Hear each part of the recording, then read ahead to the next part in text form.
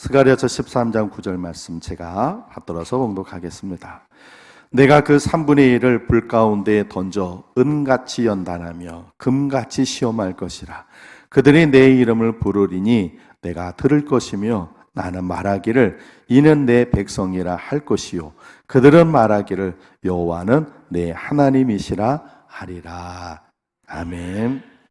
한번 따라해 보실까요? 하나님을 기쁘시게 하는 교회, 말씀으로 할렐루야. 우리 분들과 인사하시겠습니다. 말씀으로 온전해 주십시오. 한 번 더 하실게요. 잘 오셨습니다. 오늘 거룩한 주에 하나님 전에 오신 여러분들 환영하고 축복합니다. 하나님께서 말씀 들으실 때 여러분들이 큰 은혜 부어주시길 주님의 이름으로 축복합니다.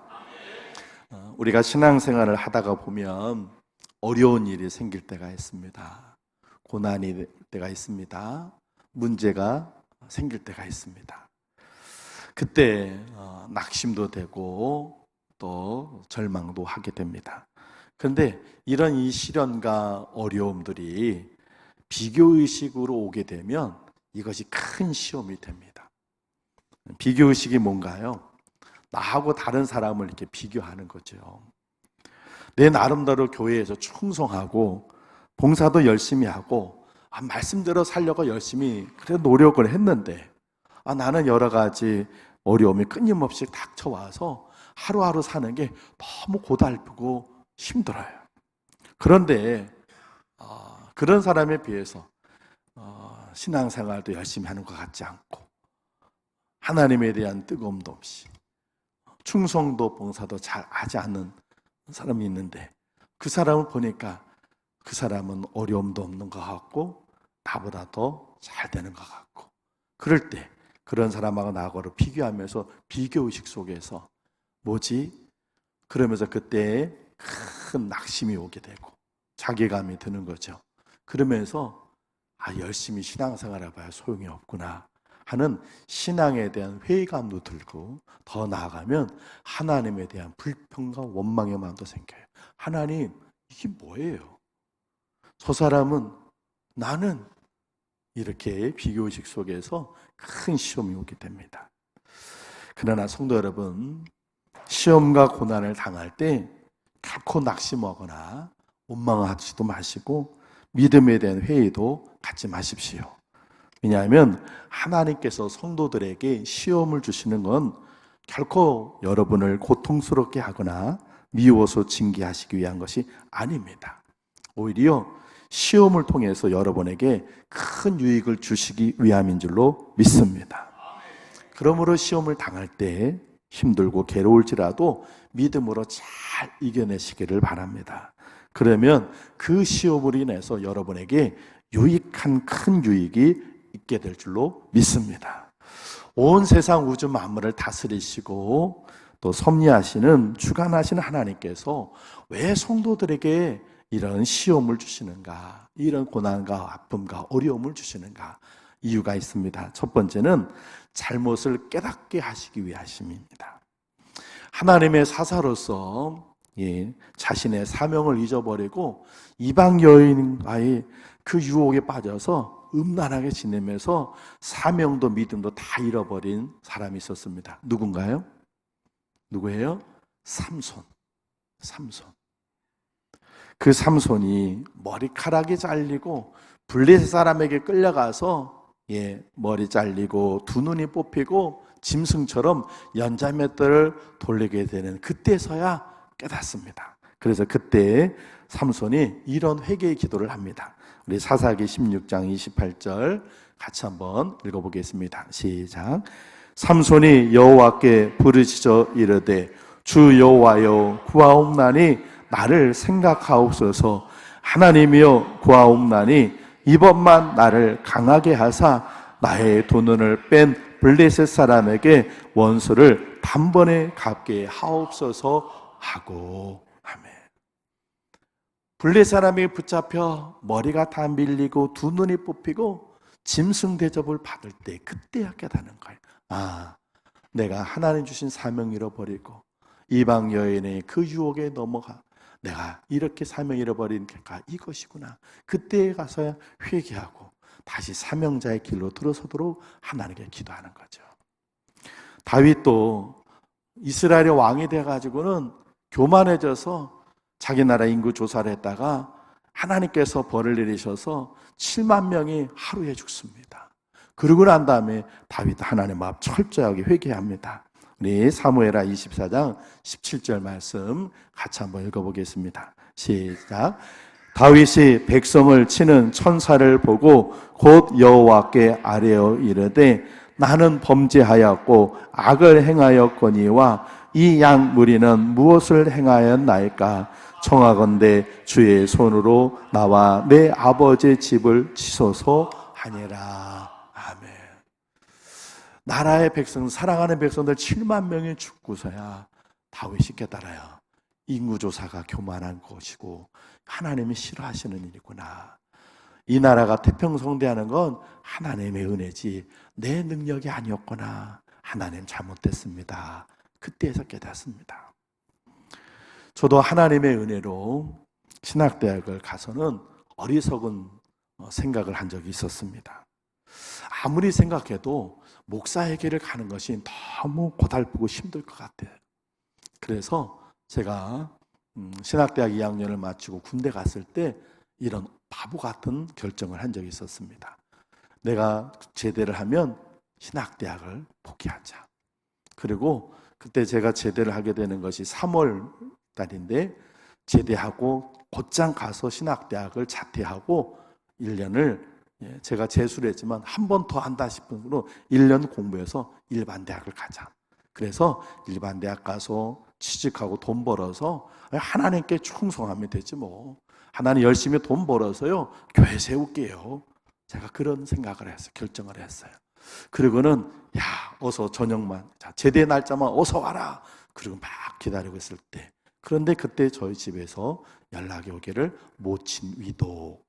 그래서 제가 특별 휴가를 받아서 집에 가보니 저희 어머니가 52살 정말로 이제 딸 아들 둘 전부 다 대학 보내고 이제는 좀 살만하고 여유 있을 때 중풍으로 쓰러져 반신불수가 되는 그런 어려움을 당하셨어요. 그 중풍으로 쓰러지신 52살의 중풍으로 쓰러진 어머니를 볼 때 하나님이 제 마음속에 저의 어리석음에 대한 하나님의 채찍이다 하는 마음 주시더라고요. 그래서 어머니를 며칠 보살펴드리고 부대로 돌아오는 그 버스 안에서 제가 회개했습니다. 하나님 잘못했습니다. 하나님 원하시는 것은 제가 주의 종으로 가는 길인데 제가 그 길을 가지 않으려 했던 어리석음을 하나님께서 어머니에게 대신 지적하셔서 저를 깨닫게 해주시는군요. 죄송합니다. 회개하고 그리고 일반 대학 가려는 거 포기하고 신학대학을 계속 끝내서 지금 오늘 이렇게 여러분 앞에 목사로 서 있게 된 것입니다. 이와 같이 하나님께서는요 당신의 사랑하는 백성들이 범죄하거나 또 그릇된 결정과 행동을 하였을 때 시험을 주심으로 잘못을 깨닫고 하나님 앞에 돌아오게 하십니다. 그러므로 시험을 당하는 사람은 그것이 하나님께서 사랑하시는 자에게 행하시는 사랑의 채찍인 것을 깨달아야 할 줄로 믿습니다. 그런데 여기서 조심해야 할 것은요, 어려운 일을 당한 분들이 모두 죄를 지어 하나님 앞에 주시는 책망은 아니라는 것이에요. 대부분 분들이 어려움이 생기면 하나님이 자기에게 내가 뭔가를 잘못해서 벌 주시는 것으로 생각해요. 그래서 어려운 일을 생각하면 하나님 내가 무슨 죄가 있나요? 하나님 앞에 이렇게 물어봐요. 지난주에도 신방했는데 한 분이 저한테 목사님 내가 회개하지 않은 것이 무엇이 있지 하나님 이렇게 저에게 하시나요? 하고 하나님께 기도하셨다고 그러더라고요. 그래서 제가 아니에요. 그래서 이렇게 편찮으신 거 아닙니다. 하나님은 다 죄를 용서해 주셨어요. 하고 제가 그런 마음 갖지 마시라고 권면하고 기도를 해드렸어요. 또 다른 분들이 고난을 받으면 저 사람은 무슨 죄를 저질렀기에 하나님께서 저렇게 고통을 주시는 거야? 저런 시험을 주시지? 그렇게 정죄하는 마음 갖는 것도 잘못된 생각이에요. 욥의 친구들이 그런 마음으로 욥을 정죄했다가 하나님 앞에 큰 책망을 듣기도 했습니다. 하나님께서 우리에게 시험과 고난을 주심으로 우리의 죄와 잘못을 깨닫게 하시는 경우는 가장 적은 경우예요. 정말 특별한 케이스, 몇몇 사람들일 때의 경우지 일반적이지는 않은 상황이에요. 그럼에도 제가 이 말씀을 들으면 고난과 시험을 통해서 자신을 살필 수 있는 성찰의 기회가 되기를 바라는 마음으로 말씀을 드립니다. 여러분에게 지금 내리는 그 시험은 여러분을 깨닫게 하시기 위한, 그래서 죄로부터 구원하시고 잘못된 선택으로부터 돌아키게 하는 하나님의 사랑이고, 여러분을 돌아볼 수 있는 성찰의 기회를 주시는 하나님의 은혜임을 깨달으시길 주의 이름으로 축원을 드립니다. 두 번째, 하나님께서 성도들에게 시험을 주시는 이유는 믿음을 더욱 강하게 하시기 위함입니다. 우리는 착하고 충성된 종들에게 시험이 닥치는 경우를 볼 수 있습니다. 지금 우리 교회도 그런 분들이 계시는데, 우리가 다 기도도 하고 사정을 하니까 제가 실명을 하도록 하겠습니다. 박정미 집사님, 또 박성미 집사님, 현재 암과 싸우고 있는 투병 중에 계시죠. 우리 서진아 간사가 아시는 것처럼 지난주에 이제 마지막 3차 수술까지 끝내서 지금 회복 중에 있습니다. 모기를 퇴원했는데 목사님 주일은 갈 수 있을 것 같아요. 그런데 오늘 못 온 거 보니까 아마 몸이 많이 좀 회복이 좀 안 됐던 것 같아요. 또 그렇게 돼 있고요. 정정희 전사님이 내일 입원하셔서 신장에 돌이 있어서 돌을 깨는 또 수술을 받게 되시고, 권정자 권사님께서 화요일에 입원하셔서 수요일에 암 수술을 받게 되십니다. 하나같이 우리 교회에서 충성되고 열심히 믿음 생활 하시던 분들입니다. 하나님께서는 왜 이런 충성되고 믿음 좋은 성도들에게 시험을 주시는 것일까요? 하나님께서는 그 해답을 욥을 통해서 알려주십니다. 성경에 보면 욥은 완전하고 온전하고 정직하여 하나님을 경외한 악에서 떠난 자라 그러면서 동방에서 가장 훌륭한 사람이라 성경은 얘기하고 있어요. 동방에서 가장 훌륭한 사람이요, 악에서 떠난 누구보다도 믿음이 좋았던 욥. 그런데 그는요 엄청난 시험을 당합니다. 우리가 잘 아는 것처럼 10명의 자녀들이 하루에 다 죽습니다. 그 많던 재산 하루에 다 잃어버립니다. 건강했던 자기 몸, 머리부터 발끝까지 종기가 나서 기아장으로 자기 몸 팍 끓고 도무지 형체를 알아볼 수 없는 사람. 그런데 함께 그 고난을 이겨내야 될 아내는 욥을 비난하고 떠나버립니다. 오랜 동안 지냈던 친구들이 찾아와가지고는 위로하고 격려를 해줘야 될 그 친구들이 오히려 욥을 비난합니다. 너가 무슨 죄를 저질렀길래 하나님이 이렇게 벌을 내리시느냐?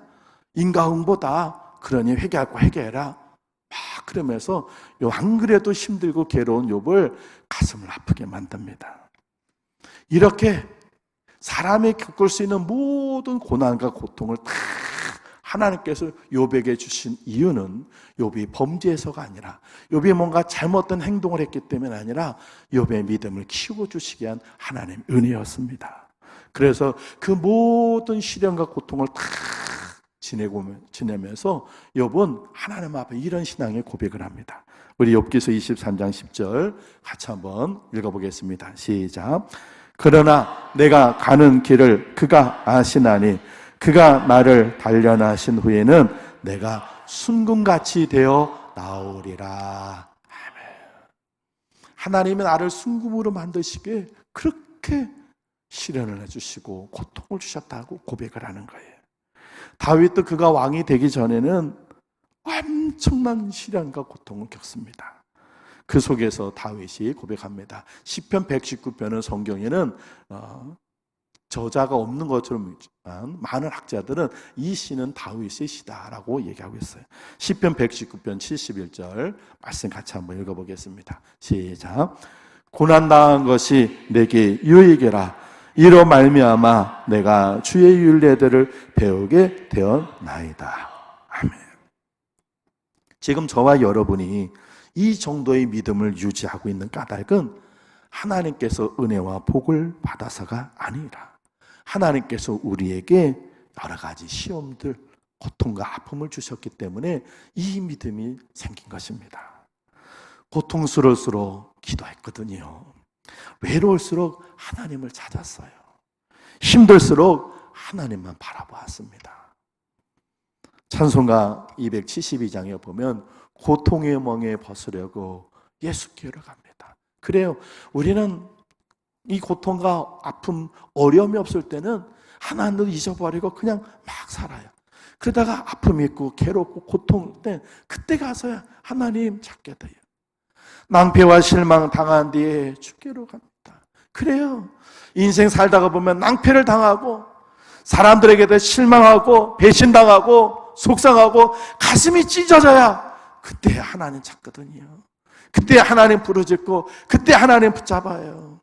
늘 하나님이 계신지를 알지만 절절하게 하나님을 찾은 건 고통당할 때, 힘들 때, 낭패와 실망당하고 절망당하고 고통당하고 괴로울 때 그때 가서야 하나님 붙잡으니까, 그때 가서 하나님께 기도하니까, 그때 가서 하나님 바라보니까, 그러면서 나도 모르게 그 고통과 시련 문제를 통해서 점점 하나님을 찾고 기도하고 하나님 바라보니까 어떻게 믿음은요 점점 자라는 거예요. 믿음이 굳세지는 거예요. 믿음의 뿌리가 내리는 거예요. 믿음의 크기가 커지는 거예요. 할렐루야. 그래서 하나님께서 우리의 믿음을 키워주시기에 때로 우리가 원치 않는 고난과 아픔과 시련과 고통의 멍에를 주시는 거예요. 사랑하는 성도 여러분, 하나님은 아무런 이유 없이 우리에게 시험을 주시는 분은 절대로 아니십니다. 여러분의 믿음을 더 굳세게 하시고 단련시켜서 어떤 환난에도 견디며 세상과 싸워 이길 수 있는 금보다 더 귀한 믿음을 주시기 위해 시험을 주시는 줄로 믿습니다. 그러니 시험 당할 때 낙심하고 절망하고 믿음에 대한 회의를 가져서는 안 되고 원망도 불평도 해서는 안 되고 오히려 믿음이 한창 성숙해질 것을 믿고 바라보며 감사로 이겨내시길 바랍니다. 하나님께서 시험을 겪은 후에 더욱 단단해질 여러분의 그 순금 같은 믿음을 기대하고 계십니다. 이 시련과 난을 통해서 더 금보다 더 귀한 믿음으로 더 믿음의 깊은 뿌리를 내릴 수 있는 그런 여러분 되기를 주의 이름으로 축원을 드립니다. 마지막 세 번째는요, 왜 하나님께서 믿음의 성도들에게 이런 시련과 아픔과 시험을 주시는가? 바로 상급을 주시기 위함입니다. 하나님께서 아브라함에게 100살에 얻은 이삭을 번제물로 바치라고 했습니다. 번제물로 바치라는 거예요. 그냥 뭐 신학대학 보내서 주의 종으로 만들라는 게 아니라 번제물로 죽이라는 거예요. 번제물을 어떻게 드리는지는 여러분에게 여러 번 설명드렸죠. 목을 따서 피를 받고 껍질을 다 벗기고 내장을 갈라서 다 끄집어내고 살은 각지게 다 잘라놔서 피는 제단에 뿌리고 껍질과 내장과 살까지 다 넣고 불에 다 튀어버리는 거예요. 하나님이 이삭 100살에 얻은 이삭을 그렇게 바치라고 했어요. 하나님이 그렇게 아브라함에게 시험을 주셨다고 성경의 창세기 20장에 하나님이 아브라함을 시험하셨다고 그랬어요. 왜 그런 시험을 주시는가요? 하나님께서 아브라함에게 시기가 질투가 나서요? 하나님 바라보던 아브라함이 이삭만 바라보고 사니까 하나님께서 화가 나셨어요? 아니에요. 무엇 때문에요? 하나님께서 그 시험을 통해서 아브라함의 그 시험을 잘 이겨내 하나님께 영광 돌릴 때 하나님께서 그 순종한 결과 하늘의 별과 같이 더 많은 후손을 주고 믿음의 조상 메시아의 조상이 되는 하나님께서 복을 주시기에 상을 주시기에 그렇게 시험을 주신 것입니다. 하나님께서 이스라엘 백성들을 광야에서 시험하신 것도 바로 상을 주시고 복을 주시기 위함이에요. 성경이 이렇게 얘기하고 있습니다. 신명기 8장 16절 같이 한번 읽어보겠습니다. 시작. 내 조상들도 알지 못하던 만나를 광야에서 내게 먹이셨나니 이는 다 너를 낮추시며 너를 시험하사 마침내 내게 복을 주려 하심이었느니라. 아멘. 하나님께서 성도들에게 시험을 주시는 건 징계를 위한 것이 아니에요.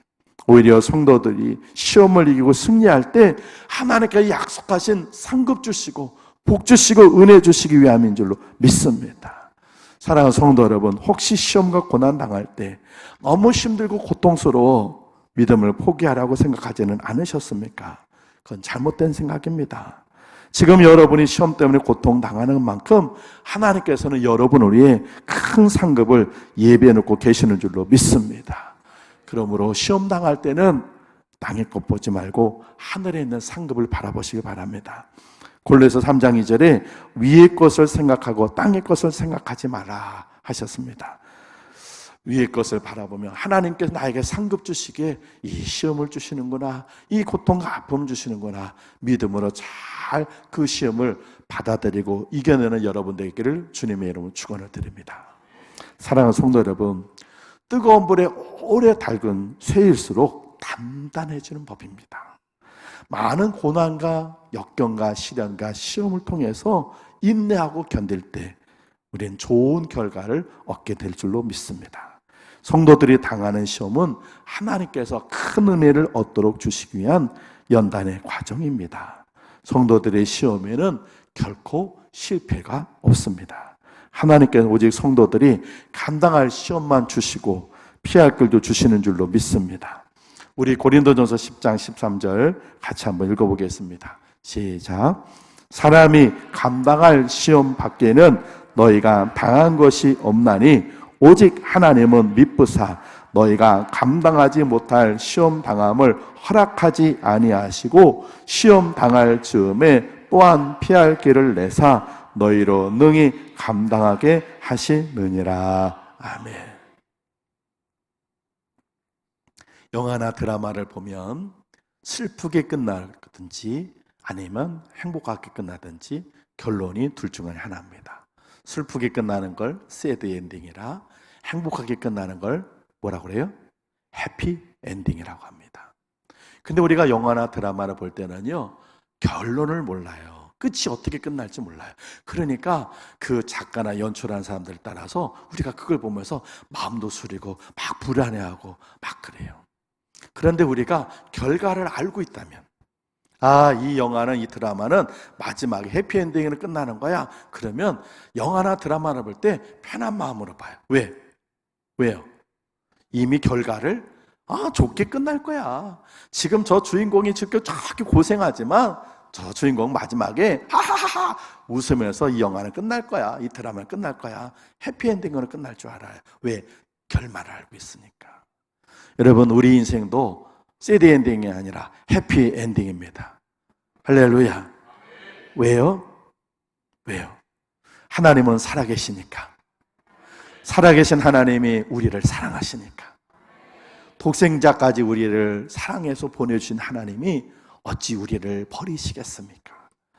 하나님께서 때론 우리에게 시험이라고 하는 그런 용광로에 집어넣어서 우리를 막 흔드실 때가 있어요. 그때는 정신 못 차리고 아프고 괴롭고 슬프고 눈물 나지요. 그때는 사람도 안 보여요. 그때는 다른 것도 안 보여요. 정신 없어요. 그런데 그 끝의 결말은 새드 엔딩이 아니라 해피 엔딩입니다. 하나님 우리를 사랑하시기 때문에 이 시험을 주시는 이유는 우리가 좀 우리 자신을 좀 뒤돌아보는 성찰하는 사람이 돼서, 혹시라도 뭔가 잘못한 거 있으면 돌이키고 뭔가 잘못한 게 있으면 하나님께 회개하는 그런 성찰하는 사람이 되라고 이 시험을 주셨고요. 작은 우리 믿음, 이 믿음 갖고는 금보다 더 귀한 믿음 갖기 어려우니까 금보다 더 귀한 만드시기 위해서 막 시련과 역경도 나도 모르게 그렇게 정신없이 그렇게 고통당하면서 지내고 보니 믿음이 확 자라. 이것이 하나님께서 원하시는 거예요. 그리고 그 시련 이후에 하나님께서 큰 상급을 주셔서 내가 흘렸던 그 눈물, 그 고통의 눈물 다시 기억지 않고 하나님께 감사와 영광을 드리도록 하기 위해서 해피엔딩을 끝을 맺기 위해 우리에게 시험을 주시는 줄로 믿습니다. 사랑하는 성도 여러분, 여러분에게 시험이 오더라도 고통이나 아픔이나 역경이나 여러분에게 문제가 생기더라도 믿음의 회의를 갖지 마세요. 내가 열심히 충성한 거 소용이 없구나, 그런 생각하지 마세요. 그건 사단이 원하는 생각입니다. 그리고 하나님의 원망과 불평도 갖지 마세요. 이것이 내게 시험 주시는 이유는 하나님에게 유익하기 위함이다. 오늘 믿음을 가지고 이 시련을 믿음으로 잘 이겨내시길 바랍니다. 우리 마지막으로 여러분에게 이렇게 얘기해 보세요. 잘 이겨내십시오. 반드시 좋은 결과가 있을 것입니다. 잘 이겨내십시오. 반드시 좋은 결과가 있을 것입니다. 할렐루야. 기도하겠습니다. 하나님께서 하나님의 백성들에게 고통과 아픔과 슬픔과 여러 가지 역경을 주시는 그 이유는 우리를 미워하심도 아니요, 하나님이 연약해서도 아닌 우리 인생을 뒤돌아보는 성찰의 기회로 삼고 우리 작은 이 겨자씨보다도 작은 이 믿음을 더 크게 키워 금보다 더 귀한 믿음으로 키워주시고 또 약속하신 상급을 주시기에 우리에게 시험과 고통과 아픔을 주시는 줄로 믿습니다. 주님, 시련당할 때, 아플 때, 괴로울 때 우리가 하나님 낙심하고 절망하기보다 오히려 더 기도하게 해주시고 믿음의 회의를 갖기보다 이 끝에는 하나님 주시는 상급이 있음을 깨달아 하나님 믿음으로 잘 이겨낼 수 있도록 도와주시옵소서.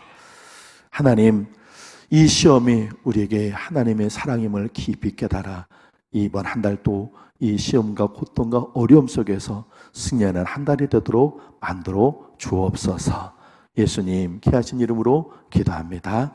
아멘.